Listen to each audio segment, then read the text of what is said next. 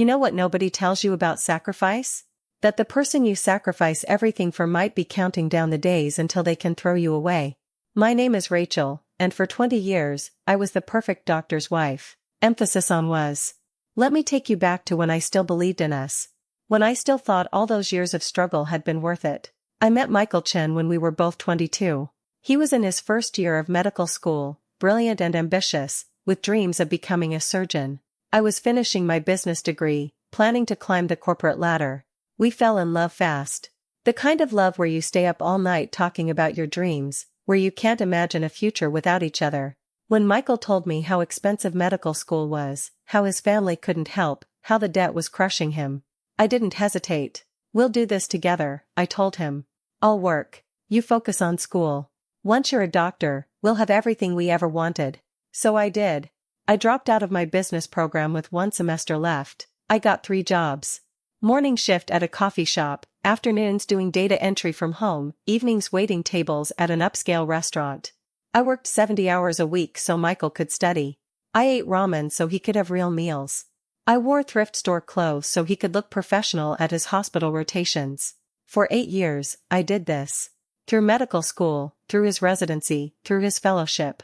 8 years of watching him become Dr. Michael Chen while I stayed Rachel, just Rachel. But I didn't mind. Because we were a team. Because he'd look at me with those warm eyes and say, I couldn't do this without you, Rach. When I make it, everything will be for us. And he did make it. Became a successful cardiothoracic surgeon. Started making the kind of money we'd only dreamed about during those ramen years. We bought a beautiful house in the suburbs. I finally quit my jobs and became what Michael wanted, the perfect doctor's wife. Hosting dinner parties for his colleagues, managing the household, attending hospital galas in designer dresses. I was good at it too. Everyone said so. Dr. Chen is so lucky to have you, Rachel. You two are the perfect couple. Such a beautiful life you built together. 20 years of marriage. 20 years of believing we'd made it together. I should have known better. The first crack appeared about 6 months ago. Small things. Michael coming home later and later. His phone always face down on the counter. A new password on his laptop that he wouldn't share. Just work stuff, Rach, he'd say when I asked. Patient privacy. Hospital security protocols. You understand. I wanted to understand. I wanted to trust him. So I pushed down that little voice in my head that whispered something's wrong. Then came the business dinners he couldn't take me to. The weekend conferences. The late-night emergency surgeries that somehow never appeared on the hospital schedule I could access online. You're being paranoid, he'd tell me, with that same smile that used to make me feel safe. I'm building my career. Our future. Don't you trust me after everything we've been through? And I'd feel guilty. Like I was the problem. Like after all he'd accomplished, the least I could do was not question him. But then came the hospital gala 3 months ago. The annual fundraiser where all the surgeons and their families gathered to celebrate another successful year. I wore a navy blue dress that Michael had bought me. Did my hair the way he liked. Played my role perfectly, the supportive wife, charming and graceful, making him look good. That's when I saw her. Sophia Martinez. Pharmaceutical rep for one of the big companies. 28 years old, beautiful in that effortless way that made my 43-year-old self feel invisible. She was talking to Michael by the bar, laughing at something he said, touching his arm in a way that lasted just a second too long. I watched him look at her. Really look at her. The way he used to look at me 20 years ago, when we'd stay up all night talking about our dreams. He didn't look at me that way anymore. Hadn't in years, if I was being honest. When I joined them, Michael's face shifted. The warmth disappeared, replaced by something polite and distant. Rachel, this is Sophia Martinez. She's with Cardio Pharmaceuticals. Sophia, my wife Rachel. So lovely to meet you, Sophia said, her smile perfect and professional. But her eyes held something else. Something that looked almost like pity. Or maybe victory. Michael speaks so highly of you, she continued. He was just telling me about your work with the hospital auxiliary. Such important contributions. My work. As if organizing charity luncheons was remotely comparable to saving lives. As if my 20 years of sacrifice could be summarized as auxiliary contributions. I smiled, played my role, made polite conversation. But something cold had settled in my chest. After she walked away, I turned to Michael. How long have you known her? Sophia? I don't know. Year or so? She covers our hospital. Why? Just curious. She seems familiar with you. His jaw tightened. Just for a second. She's a pharmaceutical rep, Rachel. It's her job to be friendly. Don't make something out of nothing. Don't make something out of nothing. Like my instincts were foolish. Like I was imagining things. But I wasn't imagining the way he'd looked at her. Or the way she'd looked at me, like I was an obstacle she'd already figured out how to remove. The second crack came 2 weeks later. I was putting away laundry in Michael's closet when I found the receipt. Cartier. $8,000. For a diamond bracelet. I'd never received a diamond bracelet. My hand started shaking as I searched through his other pockets, his drawers, looking for. I didn't even know what. Proof. Explanation. Something. That's when I found the credit card statement. A card I didn't know existed. In his name only. Restaurants I'd never been to. Hotels in the city where we lived. Why would he need a hotel room when we had a house 20 minutes away? Jewelry stores.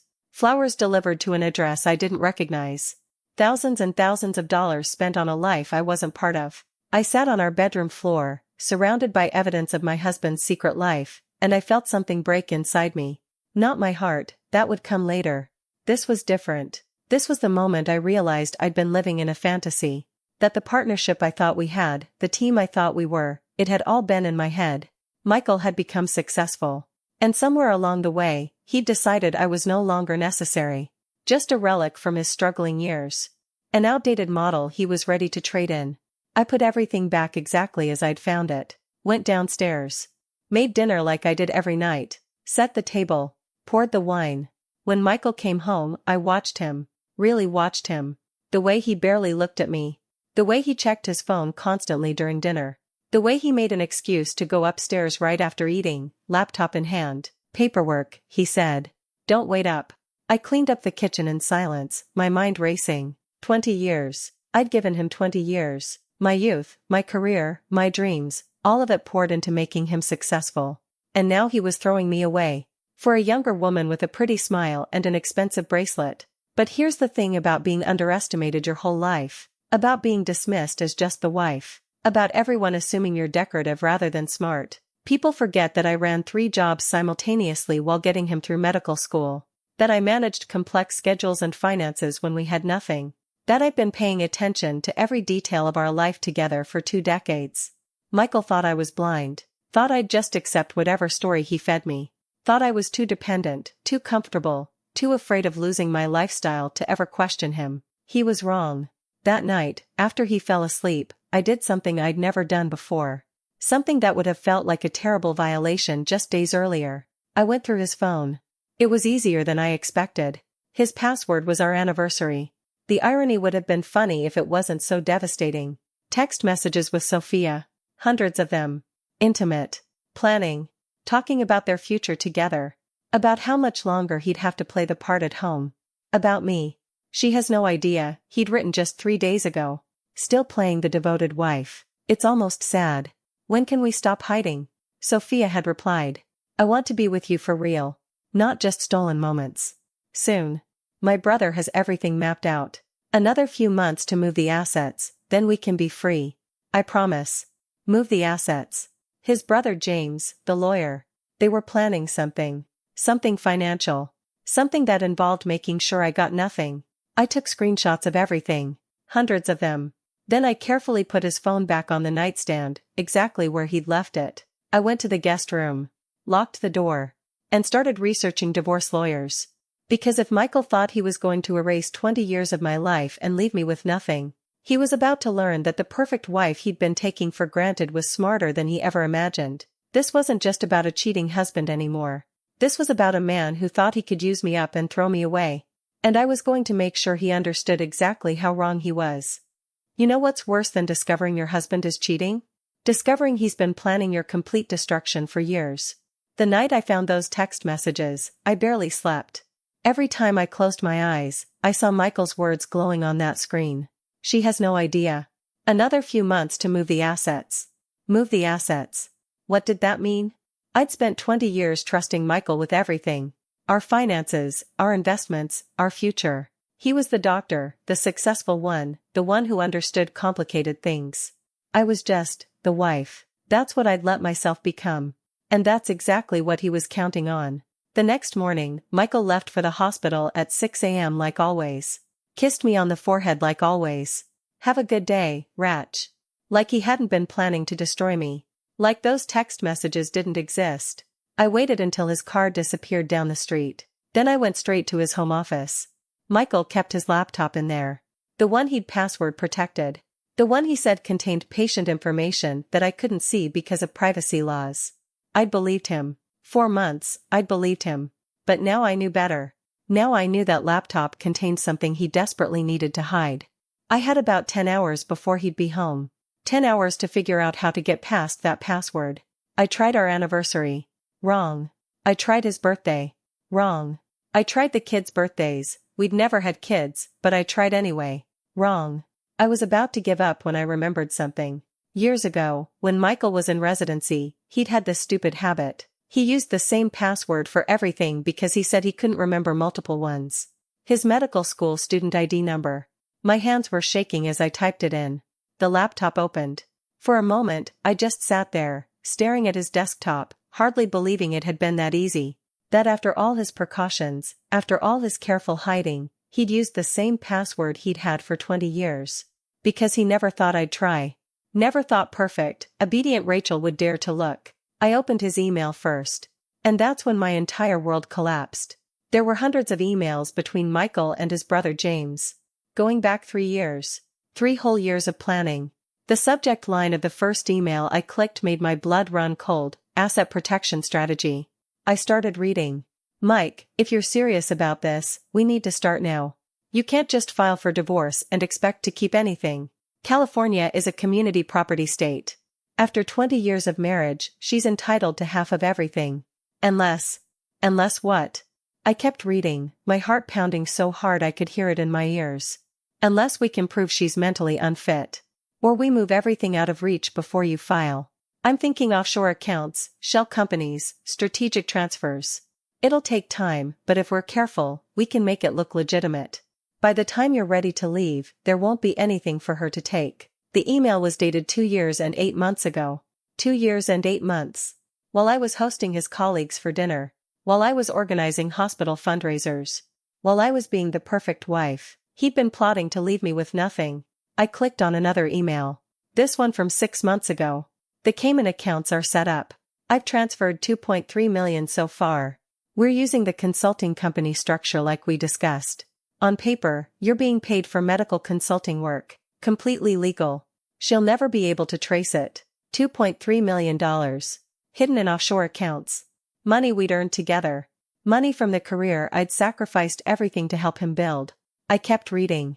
Email after email. A 3-year plan to systematically move our assets somewhere I couldn't touch them. Investment properties transferred to LLCs I'd never heard of. Retirement accounts rolled into foreign trusts.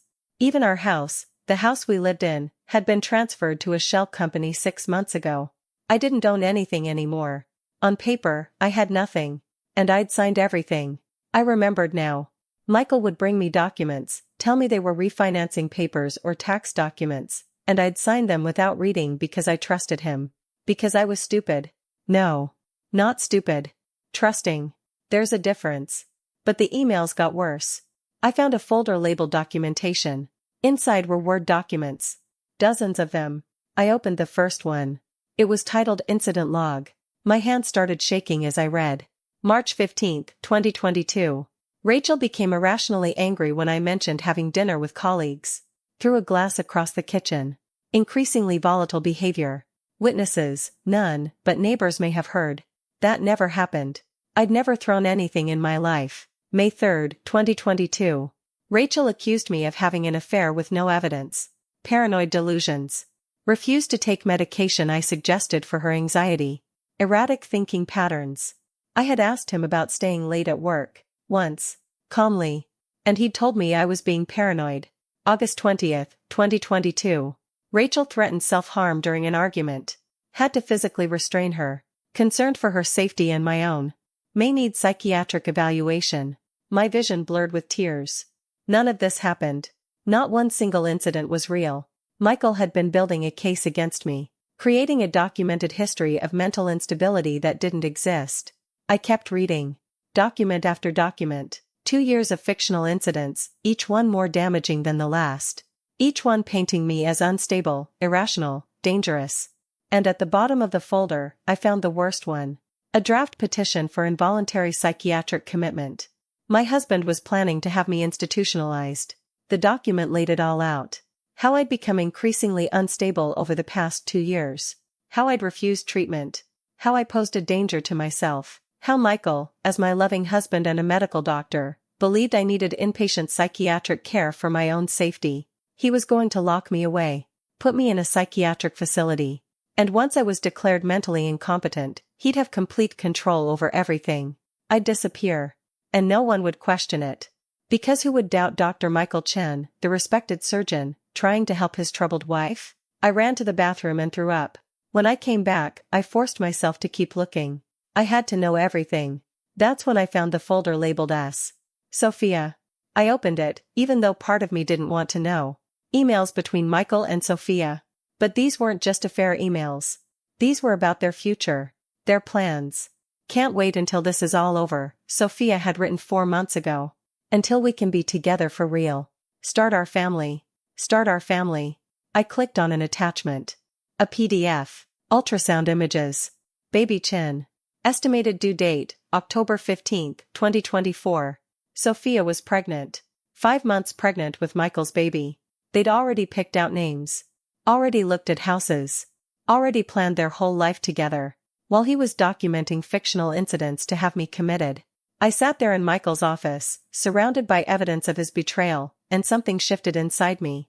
The hurt was still there. The devastation. The grief for 20 years wasted on a man who'd been planning my destruction. But underneath all that, something else was growing. Anger. Cold, clear, focused anger. Michael thought I was weak. Thought I was decorative. Thought I'd spent 20 years being the perfect wife because I was too simple to do anything else. He had no idea who I really was. What I was capable of when pushed. I'd run 3 jobs simultaneously while he slept. I'd managed complex schedules and budgets when we had nothing. I'd built a life from scratch while he studied. And now? Now I was going to take everything he thought he'd hidden and use it to destroy him. But I needed more. I needed to understand the full scope of what he'd done. I spent the next 6 hours going through everything on that laptop. Every email. Every document. Every file. And that's when I found the other folder. The one labeled billing. Curious, I opened it. Inside were spreadsheets. Thousands of entries. Patient names, procedure codes, insurance claims. At first, I didn't understand what I was looking at. But then I started comparing entries. Michael had been billing insurance companies for procedures he never performed, claiming he'd done 2-hour surgeries that lasted 30 minutes. Charging for expensive equipment he never used. Submitting claims for patients who'd never been in his operating room. It was fraud. Massive, systematic insurance fraud. He'd been doing it for at least 5 years. And he'd made millions from it. Federal crime millions. Prison time millions. Michael had been so careful to hide his affair, to hide the offshore accounts, to build his case against me. But he'd left evidence of actual crimes on his laptop. Because he never thought I'd look. Never thought I'd dare. I heard his car in the driveway. My heart jumped into my throat. I quickly closed everything, shut down the laptop exactly as I'd found it, and ran to the kitchen. By the time Michael walked in, I was at the stove, stirring pasta sauce, looking like the same perfect wife I'd been that morning. "Hey Ratch," he said, barely glancing at me. "Smells good." He went upstairs. To his office. To his laptop with all his secrets. I stood there stirring sauce, my mind racing. Michael thought he had a few more months to complete his plan. To move the last of the assets.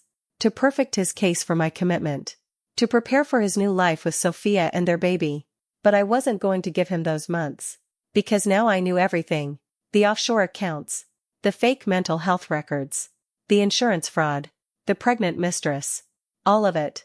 And unlike Michael, I wasn't going to take years to plan my revenge. I was going to move fast. Smart. Strategic. By the time he realized what was happening, it would be too late.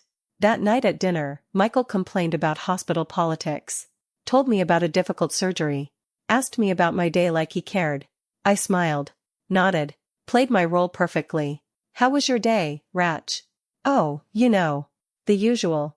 Errands, lunch with Sarah, nothing exciting." He didn't ask for details. Didn't actually care. I could have told him I'd spent 6 hours discovering his 3-year plan to destroy me, and he probably wouldn't have noticed the words. Because I was just Rachel. Just the wife. Just the woman who'd given him everything and was about to be thrown away. After dinner, I excused myself, said I had a headache, went to the guest room, and I started making calls. First, to a data recovery specialist. Someone who could create a complete backup of Michael's laptop without leaving any trace. Second, to a divorce lawyer. Not just any divorce lawyer. The best one in the state. The one who specialized in high net worth divorces where one spouse was hiding assets. Third, to a forensic accountant. Someone who could trace offshore money and unravel shell companies. And fourth, I did something I never thought I'd do. I called a whistleblower attorney. One who handled medical fraud cases. Because if Michael thought he was going to use the legal system to destroy me, he was about to learn what it felt like when that system turned on him. I had the evidence. All of it. 3 years of his planning. 5 years of his fraud. Every email. Every document. Every crime. And I was going to use it all. Michael wanted to make me disappear? Fine. I was going to make him wish he'd never underestimated the woman who'd sacrificed everything to make him successful. The perfect wife was done playing her role. Now it was time to show him what I'd really learned during those 20 years. You know that moment when you realize you're not fighting for your marriage anymore, you're fighting for your freedom? That moment came for me 72 hours after I discovered everything on Michael's laptop. 72 hours of playing the perfect wife, smiling, cooking, pretending I didn't know he was planning to have me committed so he could steal everything and start a new family with his pregnant mistress. 72 hours of pure performance while I secretly worked with lawyers and forensic accountants behind his back. I thought I had time. Thought I could build my case carefully, strategically, before confronting him. I was wrong. It was a Wednesday evening. Michael came home early, which was unusual. He had that look on his face, the one I used to think meant he was tired from surgery. Now I recognized it for what it really was. Guilt. Stress. The face of a man whose lies were getting harder to maintain. "Rachel, we need to talk," he said, setting his briefcase down in the foyer. My stomach dropped. Those 4 words. Never good. Of course. Let me just finish. Now, Rachel. This is important. I followed him into the living room. He sat in his usual chair, the expensive leather one he'd bought last year. I sat across from him on the couch, my hands folded in my lap. The perfect, attentive wife. "I'm worried about you," he began, and his tone was so perfectly concerned that if I didn't know better, I might have believed him. Worried? About what? Your behavior lately. You've been different. Distant. I've noticed you getting up in the middle of the night, going through my things. Yesterday, my laptop had been moved. My blood ran cold. I'd been so careful. But apparently not careful enough. I was looking for a charger, I said quickly. Mine stopped working. Rachel. His voice took on that tone. The one doctors use with difficult patients. Gentle but firm. I know you looked through my laptop. I have software that tracks when it's accessed. I know you read my emails. The air left my lungs. He knew. He'd known for days. Michael, I can explain. No. He held up his hand. Let me finish. I understand why you did it. You've been feeling insecure. Paranoid. It's not your fault, Rachel. I think you're having some kind of episode. Mental health crisis. And I want to help you. I stared at him. He was doing it. Right now. Using the exact script he'd been planning. I'm not having a mental health crisis, I said, keeping my voice steady. I found proof that you're having an affair. That you've been hiding money. That you and James have been planning. See, this is exactly what I'm talking about. He leaned forward, his expression so genuinely concerned it made me want to scream. You're making connections that aren't there. Seeing conspiracies. Rachel, honey, I love you. But I think you need help. Professional help. I read the emails, Michael. Between you and James. About the offshore accounts. The shell companies. The $2.3 million you've hidden. He didn't even flinch.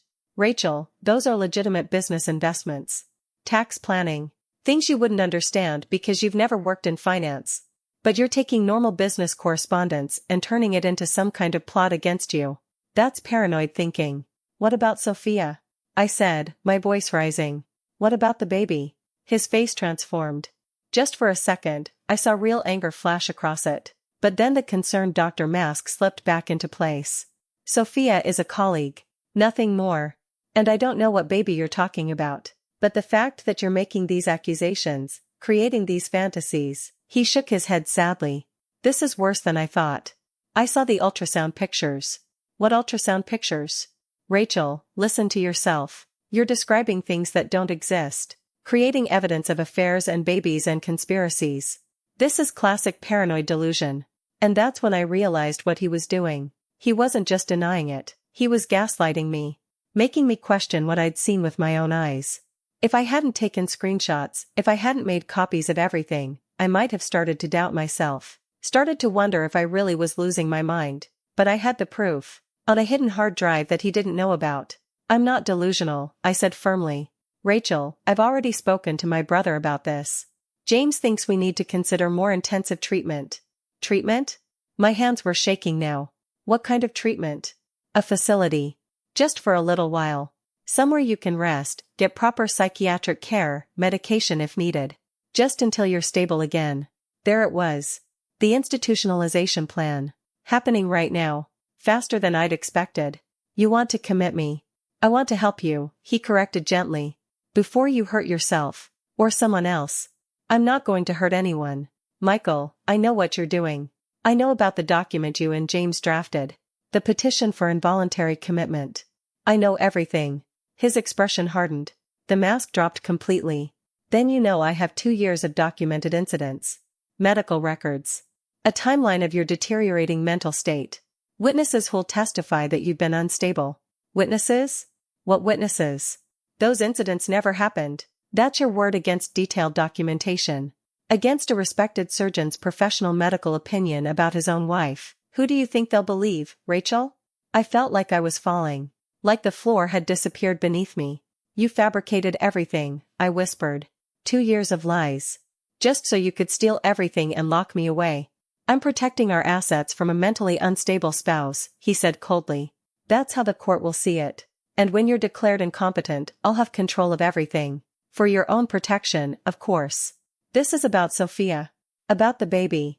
About starting over without me. He laughed. Actually laughed. Rachel, even if I was seeing someone, which I'm not admitting, what does it matter? You think anyone will care about that when you're in a psychiatric facility? You'll be the crazy wife who made accusations. Who needed treatment.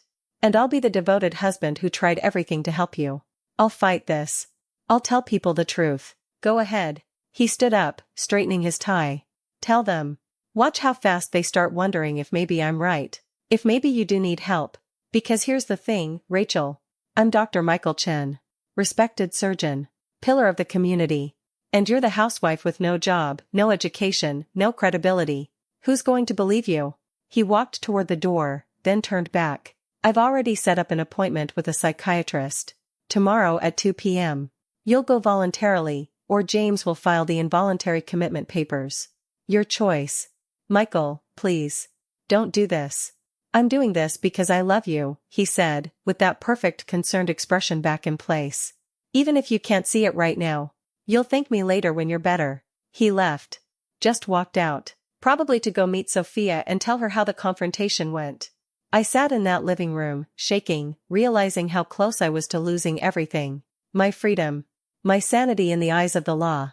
My entire life. Michael had done this perfectly. Built an airtight case. Used his medical credentials and his reputation as weapons against me. Set a trap I might not be able to escape. If I went to that psychiatrist appointment, anything I said could be used against me. If I refused, he'd file for involuntary commitment and it would look like I was resisting treatment. Either way, he won. Unless. I pulled out my phone with trembling hands. Called Catherine Reeves, the divorce lawyer I'd hired 3 days ago. Catherine, we need to file now. Tonight. Everything we discussed. Rachel, we're not quite ready. The forensic accountant needs more time too. I don't have more time. Michael just confronted me. He knows I know. He's trying to have me committed tomorrow. Silence on the other end of the line. Then, tomorrow? He set up a psychiatrist appointment. Said if I don't go voluntarily, his brother will file involuntary commitment papers. I need protection. Now. Okay, listen to me carefully. Can you leave the house right now? Leave? Yes. Pack a bag. Go somewhere he can't find you. A hotel, a friend's house, anywhere. Because if he's moving this fast, you're not safe there. She was right. I wasn't safe in my own home. With my own husband. What about his claims? The documentation he has? We'll fight it. We have the emails you copied showing the plan. We have evidence of the offshore accounts. We have proof this is all fabricated. But Rachel, you need to understand something. This is going to get ugly. Really ugly. He's not going to let you walk away with half of everything he tried to hide. I know. There's something else, Catherine said, her voice careful. The insurance fraud you found. That's federal. If we report it, I said. All of it. I want everything exposed. That's a nuclear option. Once we do that, there's no going back. Michael could go to prison. I thought about 20 years. 20 years of sacrifice. Of trust. Of building a life with someone who'd been planning to erase me. I thought about Sophia, pregnant with his baby. About the offshore accounts. About the fake mental health records designed to steal my freedom. About Michael sitting across from me an hour ago, coldly explaining how he was going to lock me away and take everything. I know, I said. Report everything. The affair, the hidden assets, the fraud. Burn it all down. All right. I'm filing emergency motions tonight. Restraining order, freeze on all accounts, emergency custody of assets. And I'm contacting the medical board and federal prosecutors about the insurance fraud. By morning, his world is going to explode. Good. Rachel, one more thing. Do you have somewhere safe to go? Really safe? I thought about my old friend Jennifer. The one I'd lost touch with over the years because Michael said she was too dramatic. The one who'd tried to warn me once that something seemed off about my marriage. Yeah. I have somewhere. Go there now. Don't tell Michael where you're going. Don't answer his calls. From this moment on, all communication goes through me. Understand? I understand. I hung up and looked around the house. Our house. The one I'd thought we'd grow old in together. The one that, I now knew, Michael had already transferred to a shell company. The one I didn't legally own anymore. I went upstairs and packed a bag, clothes, documents, my hidden hard drive with all the evidence. Everything I'd need. As I was leaving, I passed Michael's office. Saw his laptop sitting there, full of his secrets. His crimes. His betrayal. And I thought about tomorrow. About Catherine filing all those motions. About federal investigators seeing the evidence of insurance fraud. About the medical board reviewing his fake billing. About Sophia finding out the money was gone and the man she thought was successful was actually headed to prison. About Michael's perfect plan collapsing around him. He'd thought he was so clever. Thought he'd covered every angle. Thought I was too weak, too dependent, too stupid to fight back. He'd forgotten who put him through medical school. Who juggled 3 jobs while he slept. Who built a life from nothing. He'd forgotten that I wasn't always the perfect doctor's wife. I used to be Rachel who survived. Rachel who worked 70 hours a week. Rachel who sacrificed everything for someone she loved. And now I was going to be Rachel who fought back. I walked out of that house and didn't look back. By tomorrow morning, Michael would understand what it felt like to have everything taken from you by someone you underestimated. And this time, the truth wasn't going to be buried under fake medical records and offshore accounts. This time, everyone was going to see exactly who Dr. Michael Chen really was. You know what they say about hell having no fury like a woman scorned? They should have added, especially when that woman has evidence.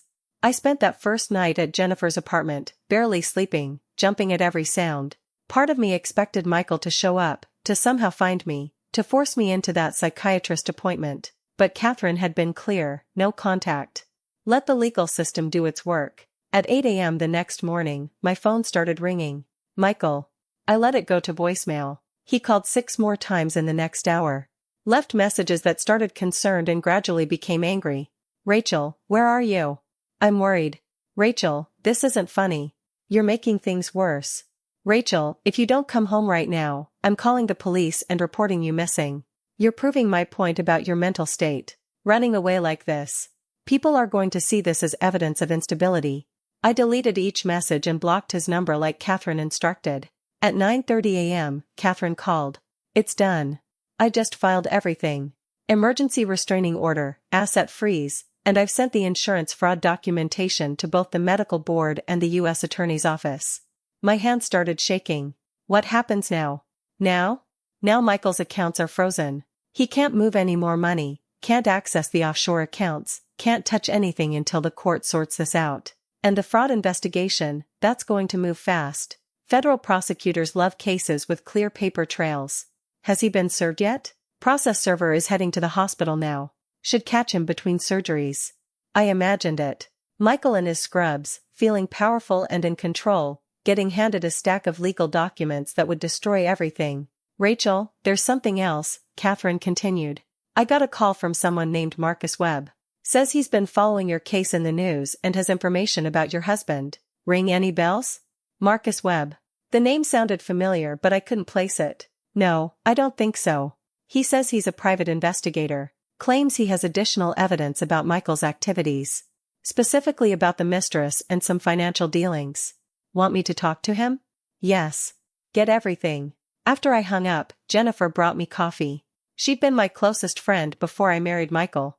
Before he'd slowly, carefully isolated me from everyone who might question him. I should have said something years ago, she said quietly. Should have told you something felt wrong about him. You did tell me. I didn't want to hear it. Yeah, but I should have pushed harder. Should have. Jen, this isn't your fault. It's his. Only his. My phone buzzed. A text from an unknown number. This is Michael's brother James. We need to talk. What you're doing is going to destroy a good man over paranoid delusions. There's still time to stop this before you humiliate yourself. I showed Jennifer. She read it and her face hardened. Want me to respond? No. He's trying to intimidate me. Catherine said no contact means no contact. But James kept texting. 12 messages over the next hour. Each one more threatening than the last. You're making a huge mistake. The court will see right through these false accusations. Michael has documentation of your mental illness. This will backfire. You're going to end up institutionalized anyway, but now you'll have legal fees too. Last chance to withdraw everything and get help voluntarily.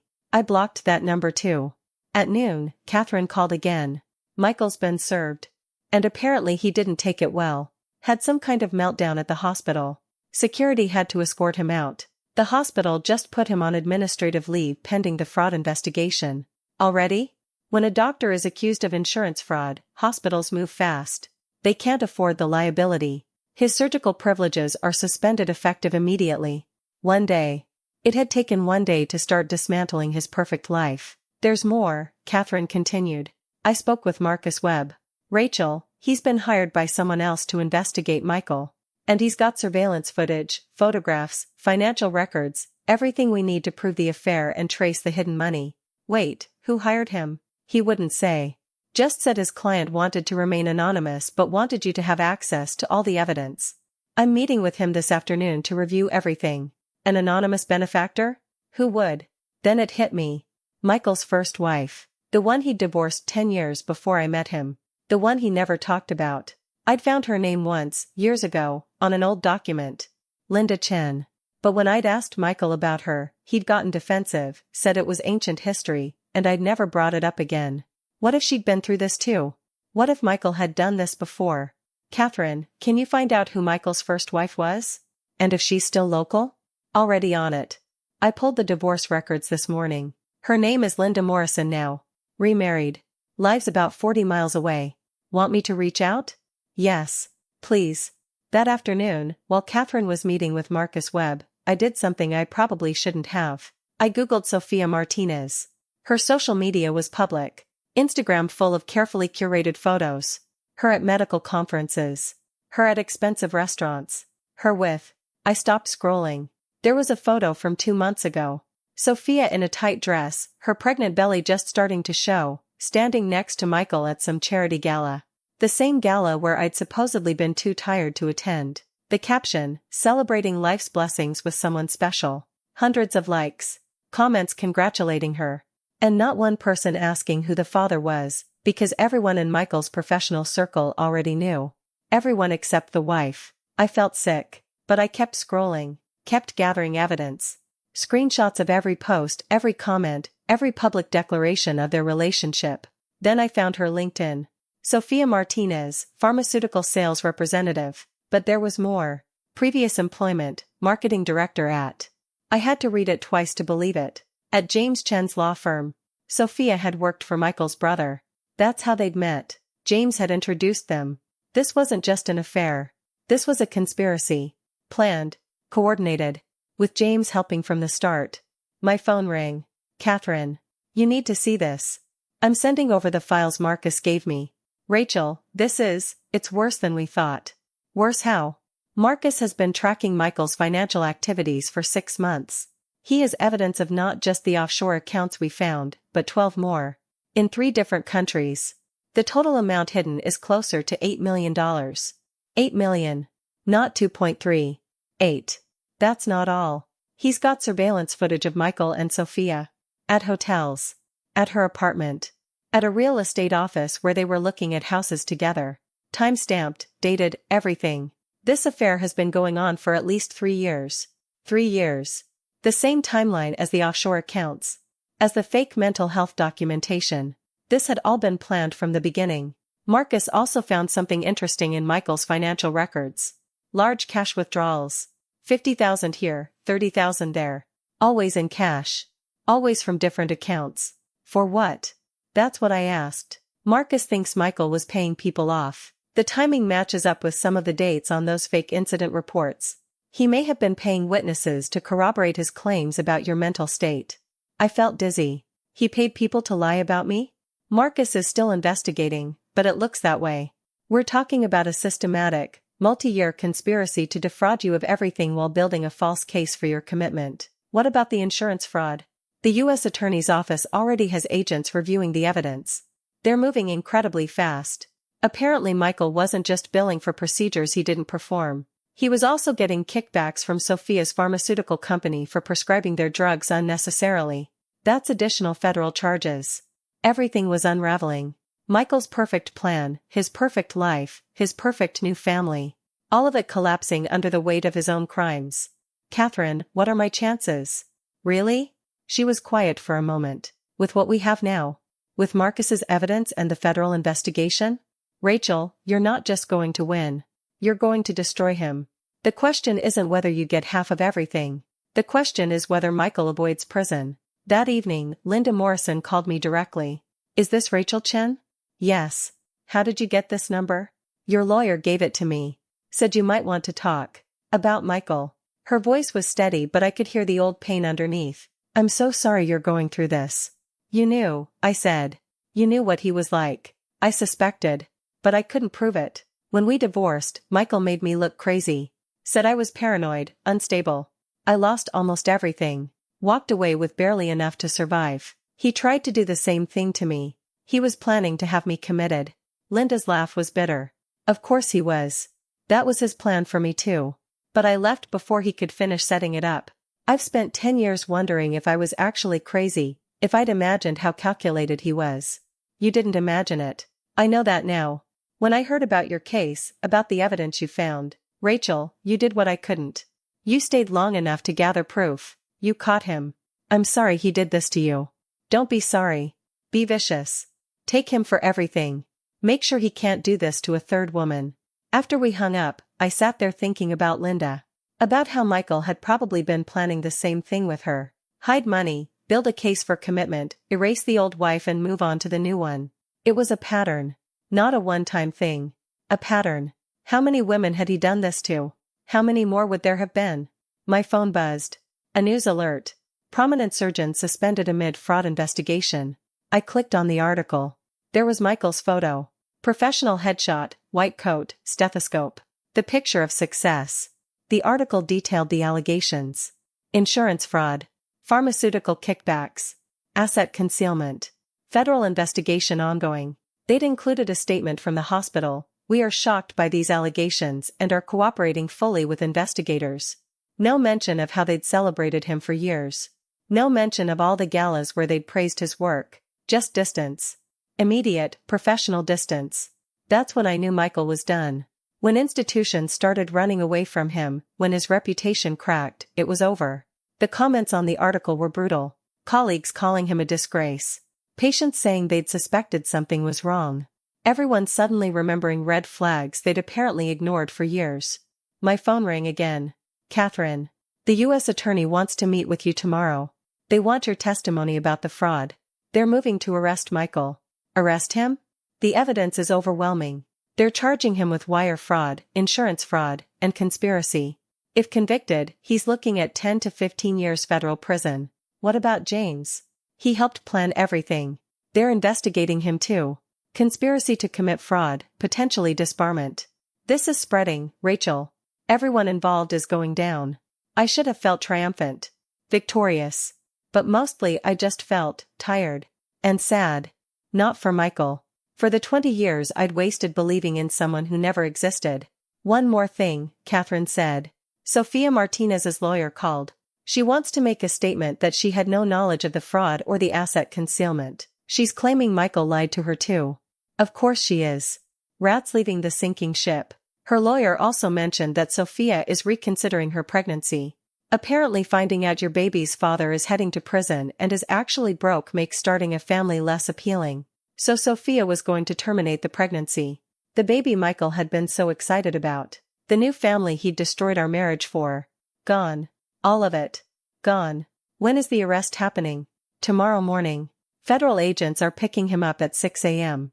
They wanted you to know in case he tries to contact you beforehand. He won't. I blocked him. Good. Keep it that way. This is almost over, Rachel.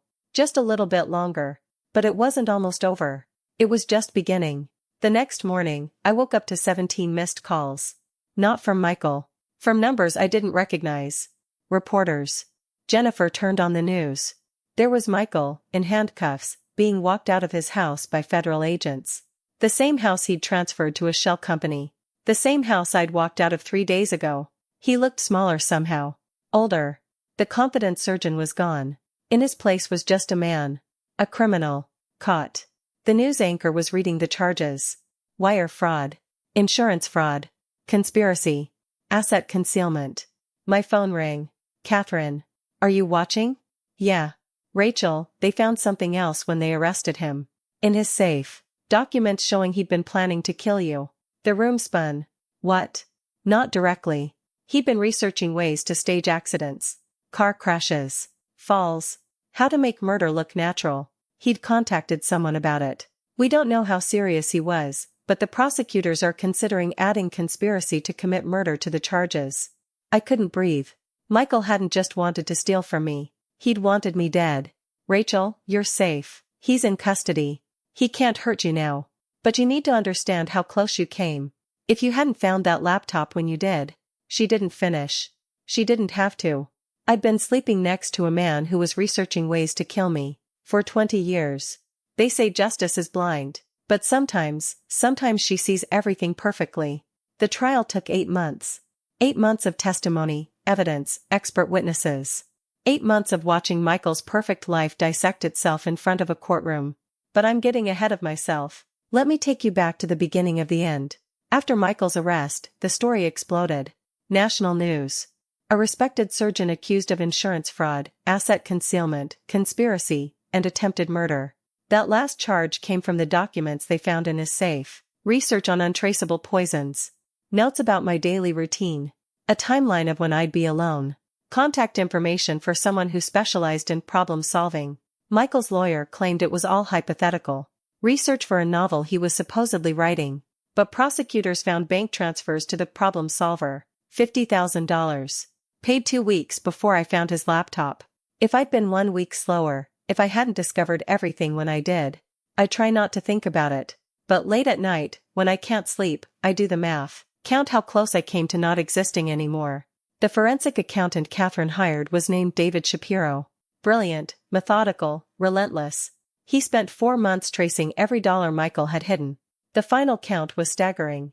$9.7 million. Spread across 14 accounts in 5 countries. 20 years of Michael's earnings I'd helped him build, systematically hidden where I'd never find them. He started moving money the day after your wedding, David told me during one of our meetings. Small amounts at first. A few thousand here and there. It accelerated over time. By the end, he was transferring hundreds of thousands every few months. Our entire marriage, I whispered. He was planning to leave from the very beginning. Not leave. Erase. There's a difference. Leaving means divorce, splitting assets. What Michael was doing was premeditated financial murder. He wanted you to have nothing. To be nothing. David had found something else too. A prenuptial agreement. Except we'd never signed a prenup. Michael had forged one 3 years ago, backdated it to before our wedding, and hidden it in a safety deposit box I didn't know existed. In this fake prenup, I supposedly waived all rights to his medical practice, his investments, his retirement accounts. Everything. If you'd ended up in that psychiatric facility, David explained, Michael would have produced this document. Claimed you'd signed it but forgotten due to your mental illness. With you unable to defend yourself, it might have worked. The depth of his planning was terrifying. Every angle covered. Every escape route blocked. He'd spent years building a cage around me disguised as a marriage. The divorce proceedings happened parallel to the criminal trial. Catherine was ruthless. I want 70%, I told her. Of everything. Rachel, in a normal divorce, 50-50 is standard. This isn't a normal divorce. He stole from me. Tried to have me committed. Possibly tried to have me killed. I want 70% of everything we can recover. And I want the judge to know exactly what he did. She smiled. It wasn't a nice smile. Let's go for 80. Michael's lawyer tried everything. Claimed I was vindictive. Said I was exaggerating his actions. Suggested the offshore accounts were legitimate tax planning. But then Catherine started presenting evidence. Emails between Michael and James. The fake incident reports. Testimony from the accountant Michael had paid to move money. Surveillance footage from Marcus Webb showing the 3-year affair. And then, the coup de grace. Catherine called Linda Morrison to testify. Linda walked into that courtroom looking strong. Confident. Nothing like the broken woman Michael had divorced 10 years ago. She testified about her marriage to Michael. How he'd slowly isolated her from friends and family. How he'd started documenting fake incidents. How he'd hidden money. How he'd tried to have her committed. It's the same pattern, Linda told the judge. Exact same playbook. Find a woman, use her to build his success, then systematically destroy her when he's ready to move on. Rachel is victim number 2. If she hadn't found evidence, there would have been a victim number 3. Michael's lawyer objected. Said Linda's testimony was prejudicial. The judge overruled. I want to hear this, the judge said. Continue, Miss Morrison. Linda described how she'd left with almost nothing. How for 10 years she'd thought maybe she really had been crazy. How hearing about my case had finally validated everything she'd experienced. Michael Chen is a predator, she concluded. He preys on women who trust him, who sacrifice for him. And when he's done with them, he erases them. Rachel was smart enough and strong enough to fight back. I'm here to make sure he never does this to anyone else. The courtroom was silent when she finished. Michael sat at his table, face red, jaw clenched. For the first time since this started, he looked genuinely afraid. The criminal trial was even worse for him.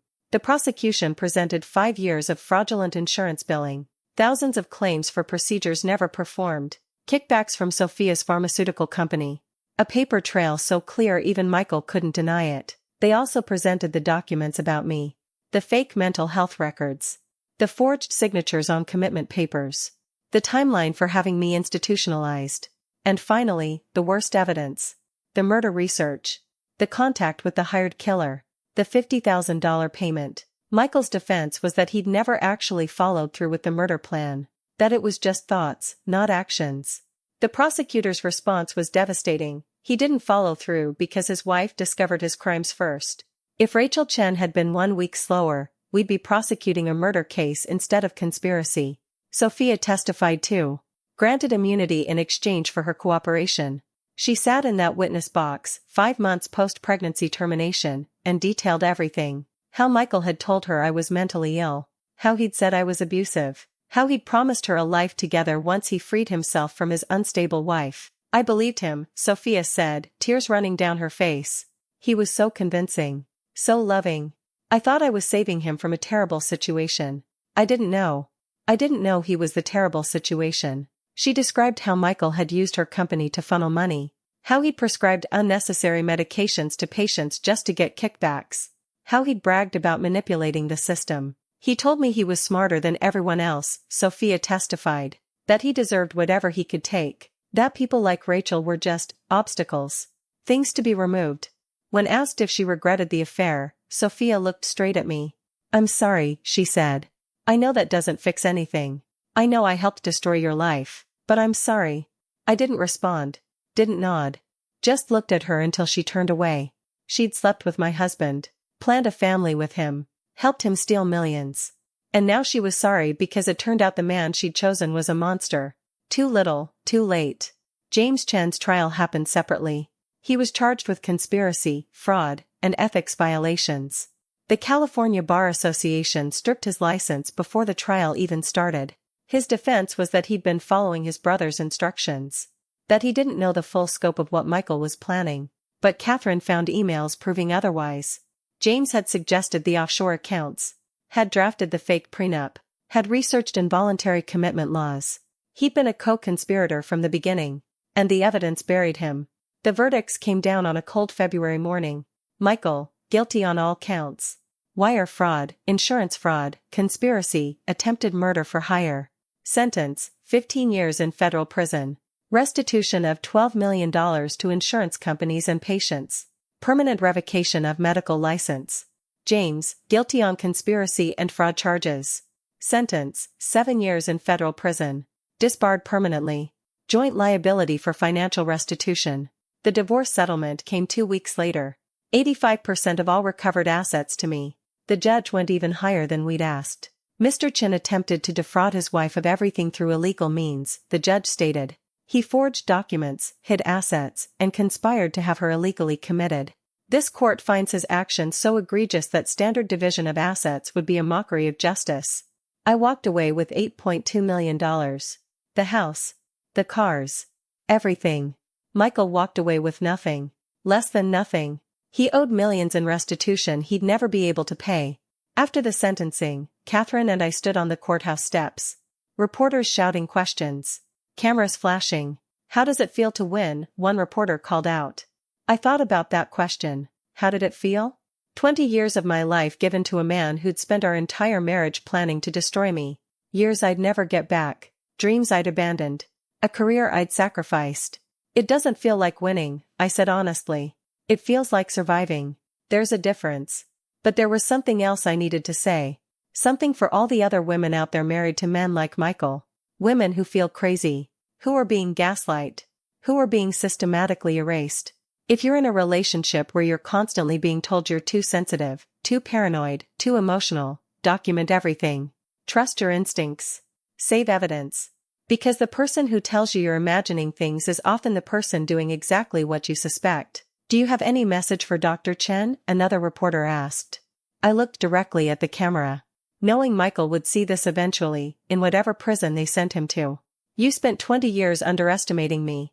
Thinking I was weak, decorative, disposable. You forgot that the woman who put you through medical school by working 3 jobs was stronger than you ever were. You forgot that sacrifice isn't weakness. It's strength you didn't deserve. I paused, making sure every word landed. I hope those 15 years give you time to realize that the perfect wife you tried to erase was the only real thing in your fraudulent life. And now she's the reason you lost everything. 6 months after the trial, I did something I'd been planning since the day of Michael's arrest. I went back to school. Finished that business degree I'd abandoned 20 years ago. At 43 years old, I sat in classrooms with students half my age and remembered who I used to be. Who I'd given up to be Michael's wife. I also started a foundation. The Rachel Chen Foundation for Financial Abuse Survivors. Using part of my settlement to help other women document abuse, find lawyers, escape situations like mine. Linda Morrison became my co-director. Together, we've helped 47 women in the past 2 years. 47 women who thought they were crazy, who were being gaslighted, who were being financially destroyed by men who promised to love them. We teach them what we learned, document everything. Trust yourself, fight back. I ran into Sophia once, about a year after the trial, at a coffee shop near my new apartment. She looked different. Smaller. Older. She saw me and froze. Rachel, I said. I don't need your apologies. I don't need your explanations. I just need you to never forget that you helped a man try to destroy another woman. Remember that. Learn from it. Be better. I walked away. Didn't look back. She'd made her choices. Had to live with them. Just like Michael was living with his in a federal prison cell. Sometimes people ask me if I'm bitter. If I'm angry. If I hate Michael for what he did. The truth is more complicated than that. I'm angry at the 20 years I lost. At the trust that was betrayed. At how close I came to losing everything, including my life. But I'm also grateful. Grateful I found the evidence in time. Grateful for Catherine and David and Marcus and Linda. Grateful I was smart enough and strong enough to fight back. And I'm grateful for one more thing. I'm grateful Michael underestimated me. Because in underestimating me, he got lazy. Left evidence. Made mistakes. Thought I'd never dare to look, never dare to fight, never dare to win. His arrogance destroyed him more than I ever could. Last week, I got a letter. From Michael. From prison. I almost threw it away without reading it, but curiosity won. Inside was a single page. His handwriting, neat and precise like always. Rachel. I know you'll never forgive me. I don't deserve forgiveness. But I need you to know something. You were right. About everything. I did underestimate you.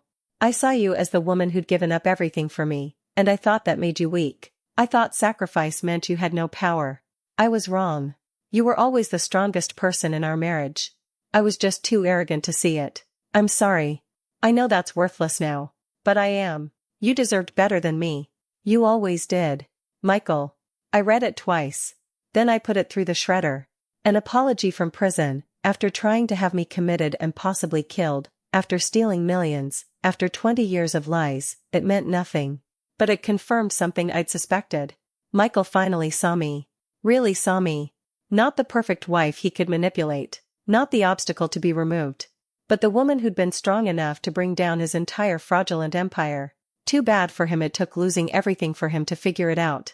These days, I live in a small apartment downtown. Nothing like the mansion I shared with Michael. But it's mine. Really mine. No shell companies, no hidden ownership, no lies. I have coffee with Jennifer every Sunday.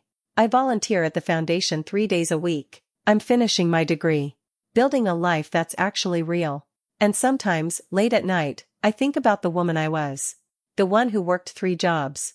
Who sacrificed everything for love. Who believed in partnership and trust. She wasn't weak. She was just trusting. And there's a difference. I'm still that woman. But now I'm also the woman who fought back. Who gathered evidence. Who brought down a predator before he could destroy anyone else. Both versions of me are real. Both versions are strong. The lesson I learned, if there is one, is this: your worth isn't defined by someone else's blindness. Being loving doesn't make you weak. Trusting doesn't make you stupid. And when someone tries to erase you, fight back with everything you have. Document the truth. Trust yourself. Get help. And never, ever let someone convince you that their gaslighting is your reality. Because the perfect wife they're trying to destroy might just be the warrior who destroys them instead. Thank you for walking this difficult road with me to the very end. If this story resonated with you, you can support our community by sending a super thanks. It helps me continue to bring these important stories to light. On the screen now are 2 more stories that I know will touch your soul. I'll see you in the next one. Stay strong.